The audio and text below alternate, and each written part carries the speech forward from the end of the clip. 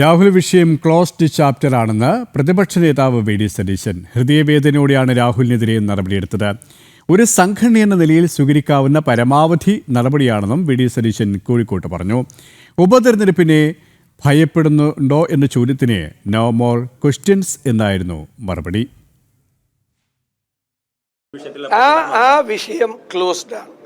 ഞങ്ങൾ ആ വിഷയത്തെ പറ്റി ഇനി ഒരു ചർച്ചയില്ല. ആ സബ്ജക്റ്റ് ക്ലോസ് ചെയ്തു. എന്തുകൊണ്ടാണെന്നറിയാം? ആ സബ്ജക്റ്റിൻ്റെ മറവിൽ, ആ സബ്ജക്റ്റിൽ ഞാൻ ഇന്നലെ പറഞ്ഞു, ഒരു പാർട്ടി ചെയ്യാവുന്ന മാക്സിമം കാര്യം കേരളത്തിൽ ഒരു രാഷ്ട്രീയ പാർട്ടിയും ചെയ്യാത്ത, ഞാൻ പറഞ്ഞല്ലോ, ഹൃദയവേദനയോടുകൂടി ആണ് ഒരു സഹപ്രവർത്തകനെതിരായിട്ട് നടപടിയെടുത്തത്. കാരണം മുഖം നോക്കലല്ല, നമ്മുടെ ബന്ധമല്ല, അടുപ്പമല്ല, നിലപാടാണ്. ഒരു സ്ത്രീപക്ഷ നിലപാടാണ് പാർട്ടി എടുത്തിരിക്കുന്നത്.